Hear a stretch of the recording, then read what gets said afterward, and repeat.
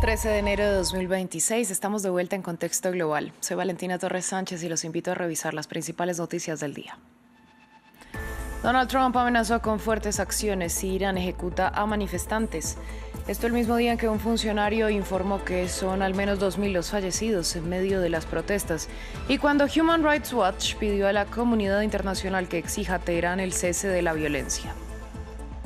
La Corte Suprema de Estados Unidos se mostró a favor de mantener el veto a los atletas transgénero para competir en equipos femeninos. Este martes, el tribunal escuchó los argumentos en dos casos de los estados de Idaho y Virginia Occidental que alegan que la exclusión es inconstitucional y discriminatoria. En Venezuela continúan las contradicciones sobre la cifra de los llamados presos políticos que han sido excarcelados. Según el jefe de la Asamblea Nacional, ya son más de 400 liberados, en lo que calificó de gesto unilateral del gobierno encargado. No obstante, la ONG Foro Penal mantiene la cifra en 56.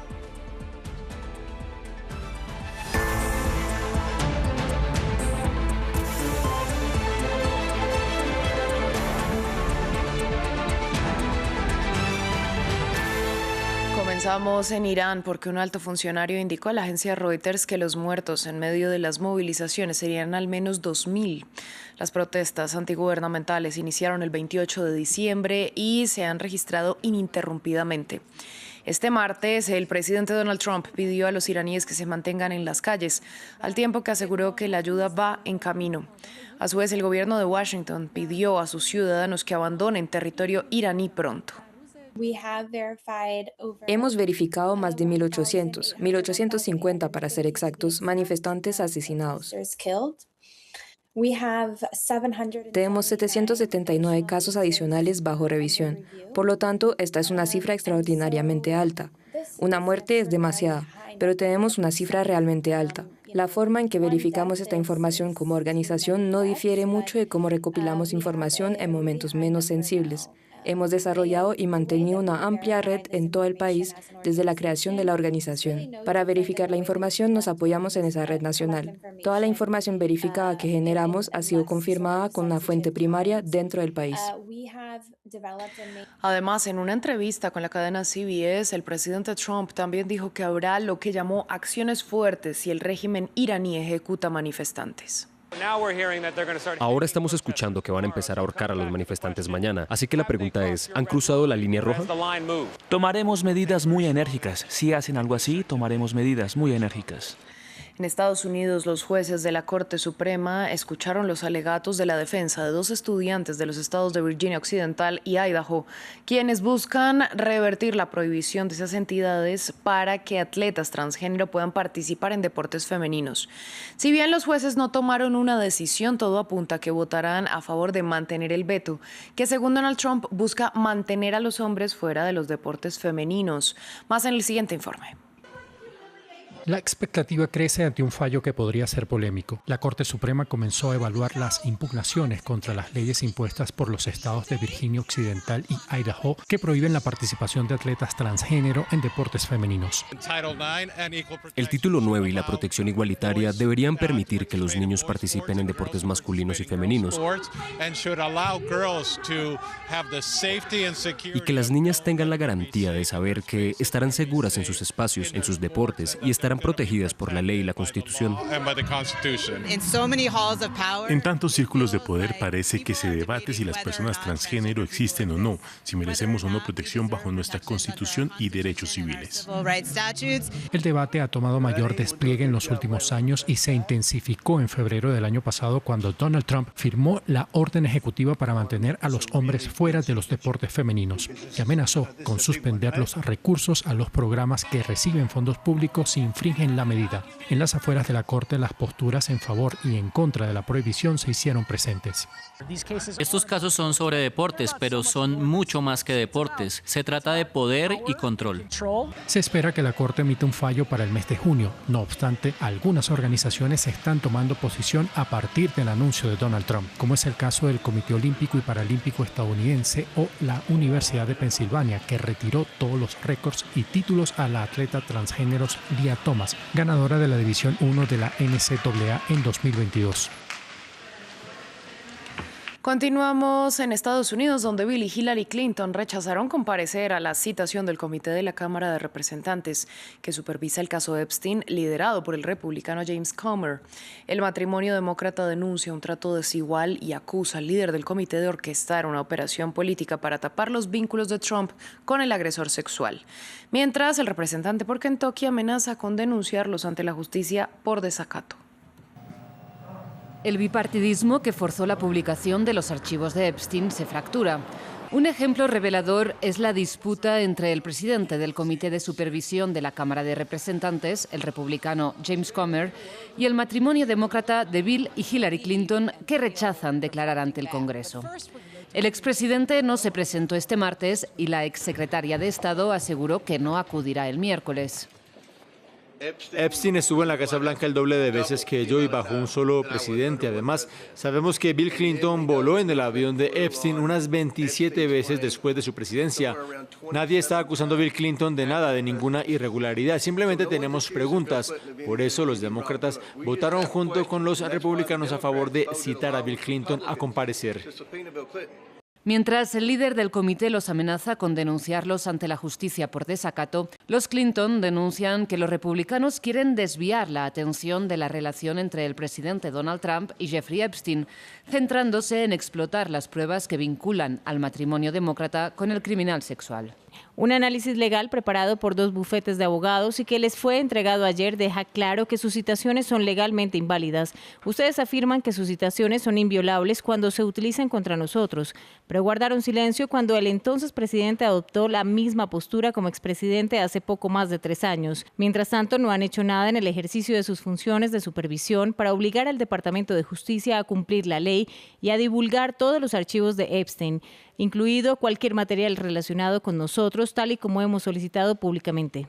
Bill Clinton es uno de los máximos protagonistas de las recientes revelaciones del Departamento de Justicia, después de que algunos documentos publicados por los demócratas evidenciaran una relación de cercanía entre Epstein y Trump. Este miércoles, los ministros de Asuntos Exteriores de Groenlandia y Dinamarca se reunirán con su homólogo estadounidense Marco Rubio y el vicepresidente de la Unión Americana J.D. Vance, en un encuentro considerado clave en medio de la tensión que enfrenta ese territorio autónomo por las constantes declaraciones de Donald Trump sobre su intención de controlarlo. Incluso desde Washington han asegurado que no descartan apropiarse de la isla por la fuerza. Juan Pupiales nos amplía. Una cita clave para el futuro de Groenlandia. Este territorio semiautónomo bajo dominio danés, cuyas reservas energéticas se estiman en cientos de miles de millones de dólares, estará en el centro de la discusión este miércoles. Esto por un encuentro que se desarrollará en Washington, D.C. entre los ministros de Exteriores de Dinamarca y Groenlandia junto al vicepresidente de Estados Unidos, J.D. Vance, y el secretario de Estado, Marco Rubio, según diversas fuentes. Ya ante un declarado interés por parte de la Unión Americana para hacerse con Groenlandia, fue la ministra de Negocios y de Recursos Minerales de la isla la que calificó esas pretensiones como incomprensibles. No tenemos intenciones de ser estadounidenses, no es algo que busquemos, pero hemos trabajado en más colaboración con Estados Unidos durante muchos años. Somos un aliado estadounidense, pero no nos vemos como estadounidenses. Estamos bastante contentos con ser parte del Reino de Dinamarca. De acuerdo con la ministra, hay preocupación en las calles de Groenlandia, incluso falta de sueño, una presión gigante sobre un territorio que pertenece a un miembro de la OTAN. El Reino de Dinamarca. Esto es Dinamarca y somos parte de la OTAN. No entiendo por qué Trump sigue diciendo que nos quiere tomar. Es una cosa de niños. Trump argumenta que si su país no toma Groenlandia, Rusia o China sí lo harían, una retórica que se muestra en entredicho luego de la captura del presidente de Venezuela, Nicolás Maduro, justificada en la lucha contra el narcotráfico, argumento rápidamente reemplazado por otro, el interés de Estados Unidos en controlar el petróleo del país caribeño. En Venezuela continúan las contradicciones sobre el número de los considerados presos políticos liberados. El jefe de la Asamblea Nacional, Jorge Rodríguez, aseguró que son más de 400 los excarcelados desde diciembre. No obstante, la ONG Foro Penal Venezolano habla de 56 personas puestas en libertad. Entre tanto, el gobierno de Estados Unidos ha informado que varios ciudadanos estadounidenses han sido liberados en territorio venezolano, una medida que han calificado como un paso importante en la dirección correcta. Desde Caracas, Daniela Zambrano, corresponsal de France 24, nos amplió la información. Sorprendió esta cifra anunciada por el presidente del Parlamento, Jorge Rodríguez, más de 400 excarcelaciones. Sin embargo, estas 400 incluían, según él, 160 del año pasado. Igual es una cifra muy por encima de la que manejan las organizaciones no gubernamentales como Foro Penal, que apenas han confirmado la liberación de 57 de los considerados presos políticos. Esta intervención de Jorge Rodríguez fue a raíz de un reclamo que le hacía un diputado opositor, Luis Florido, que decía que no se había cumplido con este anuncio de un gran número de liberaciones en las próximas horas. Los familiares tienen apostados ya 5 días afuera de los distintos centros de reclusión presionando para obtener más información. Más temprano hubo una protesta en la plaza del rectorado de la Universidad Central de Venezuela. Allí se acercaron familiares y activistas políticos, colocaron los rostros de todas las personas que permanecen tras las rejas, que según las organizaciones no gubernamentales son más de 800, y exigían libertad plena para todos. Daban cuenta de que al menos 86 de los considerados presos políticos presentan graves problemas de salud y pedían no solo la liberación inmediata de estas personas, sino también que se cerraran los centros de reclusión donde aseguran han sido víctimas de violaciones a sus derechos humanos. En noticias económicas, la inflación en Argentina cerró en 2025 en el 31,5%, el dato más bajo en 8 años, según el Departamento de Estadísticas.